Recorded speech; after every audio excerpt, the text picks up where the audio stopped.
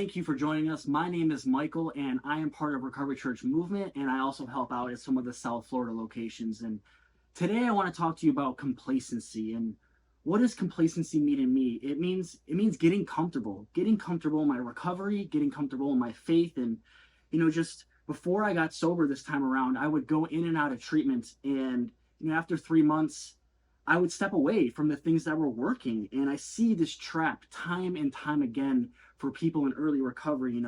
They get out of treatment and they take some of the suggestions. They get a sponsor, they work the steps, they start sponsoring people actually, but then when life gets good, they step away.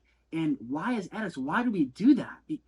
Because we start to rest on our laurels. And I'm not going to try and define what laurel means, but on page 85 of the big book of Alcoholics Anonymous, it tells us that we must not let up on those daily activities that got us this far in our program. It says it is easy to let up on the spiritual program of action and rest on our laurels. We are headed for trouble if we do, for alcohol is a subtle foe. We are not cured of alcoholism. What we really have is a daily reprieve contingent on the maintenance of our spiritual condition. Every day is a day when we must carry the vision of God's will into all of our activities. How can I best serve thee? Thy will, not mine, be done.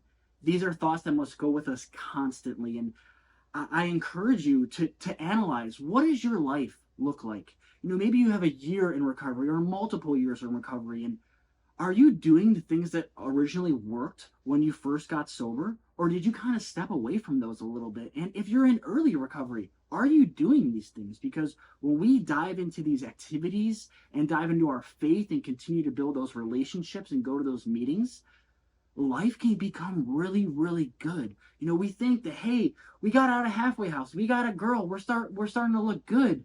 That's not the best that God has for us. I promise you that God has so much more in store for us, but we have to continue to dive into these things that we did in the beginning of our recovery. Galatians 6:9 tells us, do not let us become weary in doing good, for at the proper time we will reap a harvest if we do not give up. I don't know about you, but reaping a harvest sounds pretty good to me.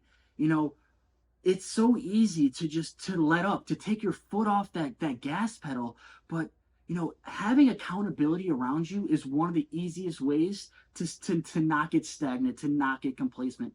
I have mentors and people around me who call me every day, text me every day, who check in on me to make sure that I'm doing the things that have worked for me in my recovery for the last few years. And I encourage you that if you don't have people in your life holding you accountable for these things, you should probably get some of those.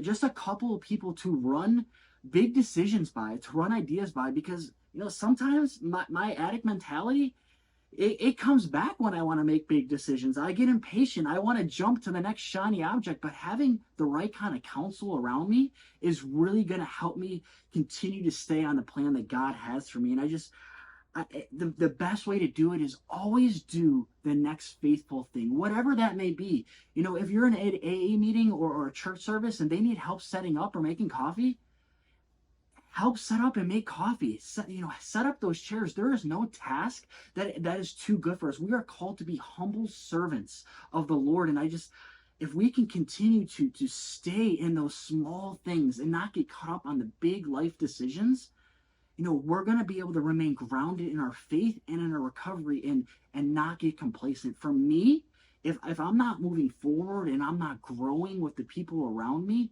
then I'm slipping backwards. I'm just as close to a drink or drug today as I was when I had one day sober. And staying close to the people around me and staying in the Word of God just allows me to remain rooted in my relationship with Christ and know that God has amazing things planned for me.